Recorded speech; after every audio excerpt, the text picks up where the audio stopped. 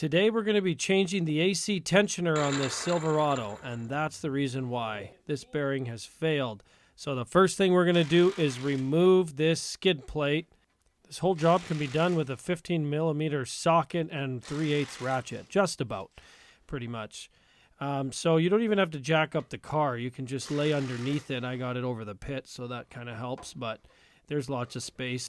Okay, so I just noticed, and the belt is cracked, so we need a new belt as well as the bearing. Let's just take the belt off. One hand, because I'm a beast. Wow. Yeah, I was feeling ambitious. Just use your 3/8 ratchet. That'll make it a little bit easier. All right. Woo-hoo-hoo! So on the tensioner pulley, use a 15 and turn it clockwise, and that will loosen the tensioner, and you can take the belt off. So pull. I'm just going to show you from the crank, and you just find a pulley and you take it off. Just like that. You can leave it connected to the rest of them so you don't lose all your orientation. And then slide out that belt.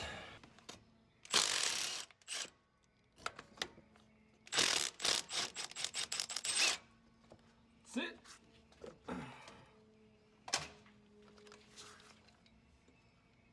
Out. If you're on a tight budget, you can just replace the bearing. You take this off here, and then the pulley will just fall off.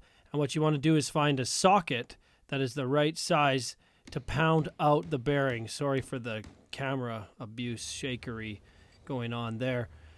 So once you get your bearing out, here's the dimensions of a bearing you need. So we just want to get the outside, 28, the inside, 12, getting 12.2, so a 12 should be good. And then the diameter, 7.8, so we'll say 8 mil. And that's the size of bearing you need that will fit if you want to go just the bearing route. It needs to slide right back on. Okay, new tensioner.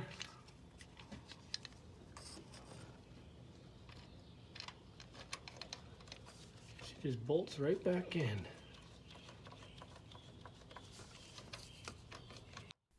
But as you can see, we're just going to replace the whole tensioner. We got a new spring, new bearing, new pulley. You get everything all in one, so you don't have to worry about anything else failing in the future. Although it's usually the bearing that goes. And you can torque it if you want to 37 foot-pounds is what I found in my initial program. So snug it up, and you're ready to put the belt back on. A 3/8 ratchet fits right in the square, and you can go clockwise to pull the tensioner over to get the belt on. So the guys wanted the truck back right away, so I didn't have time to get the new belt, so I said, okay, I'll put the old belt on for now. That's why you're seeing cracks on the belt, and it's easy enough to throw it on later. No big deal. Make sure it's smooth. Make sure it's groovy. Are you groovy up there? I don't think it is. That's why we checked. This one went one groove off on me, so that's why I always feel around the pulleys to make sure it's in the groove. And so I got it in, and if you did your belt, then you're going to need to put your main belt back on.